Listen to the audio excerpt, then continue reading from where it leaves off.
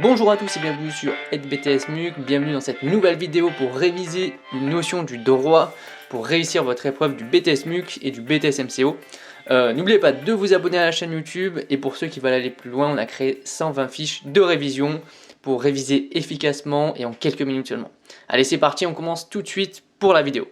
Comment faire face aux difficultés des entreprises? Donc là, on va voir les différents dispositifs de prévention déjà avant pour prévenir des difficultés des entreprises et ensuite on verra toutes les procédures judiciaires ou non pour faire face aux difficultés des entreprises.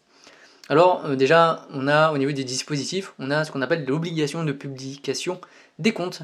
Donc c'est une publication annuelle qui est obligatoire pour toutes les entreprises, donc on va devoir déposer le bilan comptable de l'entreprise, les comptes de résultats, pour pouvoir s'assurer que la santé financière soit bonne pour l'entreprise. Donc ces publications sont accessibles par tout le monde, a priori.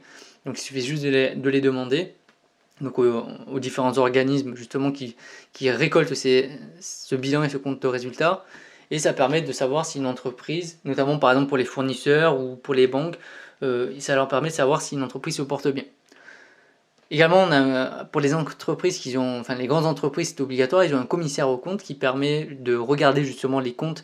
Ils ont un droit de regard sur les comptes et surtout un droit d'alerte. Donc ils ont le droit d'alerter le dirigeant des difficultés actuelles, soit financières ou soit structurelles de l'entreprise. Donc si une entreprise a des dettes importantes ou a une mauvaise répartition de ses dettes, ou il a des difficultés de paiement, ou il y a des choses qui ne sont pas bien prises en compte, le commissaire aux comptes il va pouvoir avoir ce droit de regard et surtout alerter le dirigeant.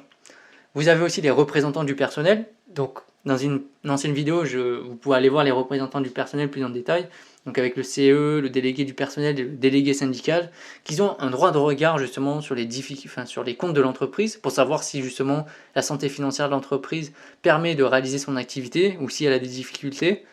Et si du coup il y aura peut-être des plans de sauvegarde de l'emploi qui vont être mis en place, il y a peut-être des moyens qui vont être mis en place. Il faut que le CE, les représentants du personnel soient au courant en tout cas de ça. Et bien sûr ils ont un droit d'alerte sur les stratégies prises par l'entreprise qui pourraient mettre en difficulté l'entreprise elle-même.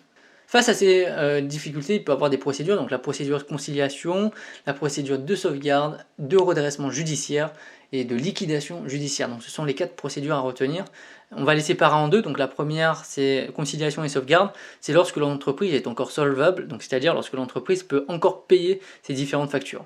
Alors que les deux autres procédures, l'entreprise est en cessation de paiement, c'est-à-dire qu'elle n'a plus d'argent pour pouvoir payer ses différents créanciers. Donc ça peut être ses fournisseurs, ses différents partenaires, ses prêts bancaires ou autres. Donc, ou l'État même, il ne peut plus payer ses différentes créances et donc c'est problématique.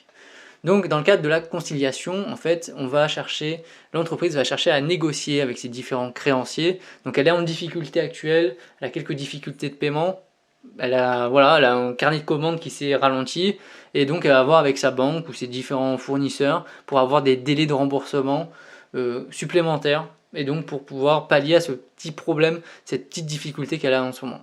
Donc ça c'est la première procédure de conciliation, de négociation avec les créanciers. Ensuite, la procédure de sauvegarde, en fait, on va faire appel à quelqu'un d'extérieur à l'entreprise qui va venir dans l'entreprise, qui va l'observer, donc on va être mis en observation, qui va permettre de justement déceler les dysfonctionnements actuels et les problèmes de l'entreprise pour ensuite avoir un plan d'action et pour pouvoir redresser la barre au niveau financier et de l'activité de l'entreprise. Donc ça, c'est une deuxième possibilité. Maintenant, on va passer au cas un peu plus difficile pour les entreprises, c'est lorsqu'elle est en cessation de paiement. Donc on a déjà le redressement judiciaire, c'est un peu dans le même cadre de la procédure sauvegarde, mais beaucoup plus grave évidemment. Donc là pareil, c'est vraiment un juge qui va commencer à analyser la situation, toute l'entreprise va être mise en observation entière, il va avoir un plan de redressement qui va être mis en place pour l'entreprise, s'il est possible de le mettre en place. En fait, cette situation va permettre de savoir si l'entreprise va pouvoir se redresser financièrement à l'avenir ou est-ce que c'est fichu. Dans le cas où il n'y a aucune possibilité de redresser l'entreprise, on fera appel à une liquidation. Et donc la liquidation judiciaire, c'est quoi? C'est la fermeture totale de l'entreprise, en tout cas du commerce. On va vendre justement les différents actifs qu'il y a à l'intérieur, les stocks, le mobilier, tout ce qui est son parc utilisateur de véhicules, tout ce qui appartient à l'entreprise, on va le vendre et l'objectif c'est de rembourser justement les différentes créances. Donc il y a un ordre de remboursement pour les créances. Donc d'abord il y a les employés, il va falloir assurer le paiement de leur salaire avant la liquidation. Ensuite il y a le paiement des impôts et taxes pour l'État, et ensuite seulement il y a le paiement de la banque et des fournisseurs derrière. Donc vous voyez, il y a un ordre de paiement à effectuer, c'est la protection des salariés qui prime sur l'ensemble des différents créanciers. Malheureusement pour les fournisseurs, c'est les derniers à être payés. S'il reste encore de l'argent après la vente des actifs, et malheureusement souvent il ne reste plus grand chose. Merci à tous d'avoir regardé cette vidéo. N'oubliez pas de vous abonner évidemment à la chaîne et de venir sur notre site pour avoir les 120 fiches de révision. Allez, à bientôt!